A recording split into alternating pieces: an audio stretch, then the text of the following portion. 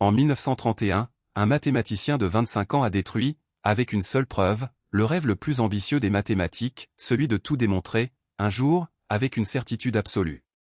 Depuis, on sait qu'il existe des vérités mathématiques que personne, jamais, ne pourra prouver. Pas par manque de temps. Par une impossibilité gravée dans la logique elle-même. Bienvenue sur Mathémia. Épisode 33, le théorème d'incomplétude de Gödel.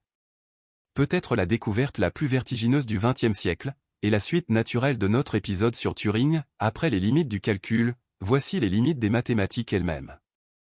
Au début du XXe siècle, les plus grands mathématiciens rêvent d'un système parfait, un ensemble de règles capables, en principe, de prouver ou réfuter n'importe quel énoncé mathématique vrai. Aucune zone grise, aucune incertitude. Juste des démonstrations, pour toujours. Kurt Gödel, un jeune Autrichien discret, va prouver que ce rêve est mathématiquement impossible. Gödel construit un énoncé mathématique très spécial, qu'on appelle G, et qui, en substance, dit de lui-même, « Je ne suis pas démontrable dans ce système ». Réfléchis une seconde. Si le système arrive à prouver G, alors G est faux, puisque G affirme le contraire, contradiction. Donc G doit être vrai, mais alors, par définition, il est impossible à démontrer à l'intérieur du système. Regarde le système mathématique comme un grand cercle rempli d'énoncés. Et voici l'astuce, parmi eux, l'énoncé G se replie sur lui-même, comme un miroir face à un miroir. G parle de G. Cette boucle d'autoréférence est le cœur du théorème, elle prouve qu'il existe toujours, dans tout système assez puissant pour faire de l'arithmétique, des vérités que ce système ne pourra jamais atteindre par lui-même. Ce théorème n'est pas resté enfermé dans les livres. Il est le cousin direct du problème de l'arrêt de Turing, qu'on a exploré dans notre épisode précédent. Les deux disent, chacun à leur manière, qu'un système ne peut pas tout savoir sur lui-même.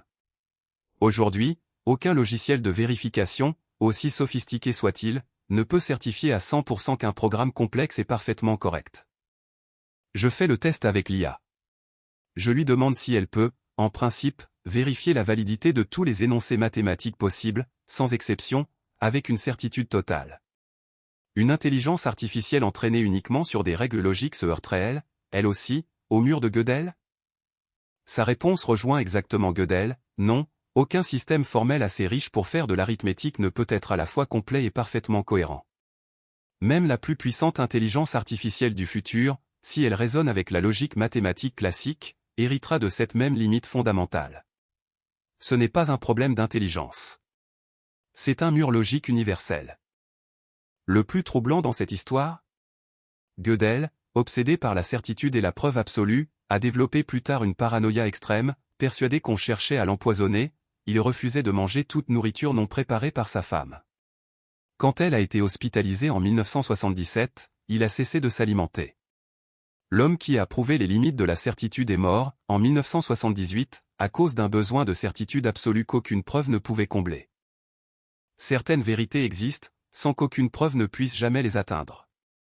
Ce n'est pas un échec des mathématiques, c'est leur limite la plus honnête. Et elle nous rappelle que même le raisonnement le plus rigoureux du monde a un horizon qu'il ne dépassera jamais. Abonne-toi à Mathémia pour découvrir les maths cachées dans ta vie. À bientôt.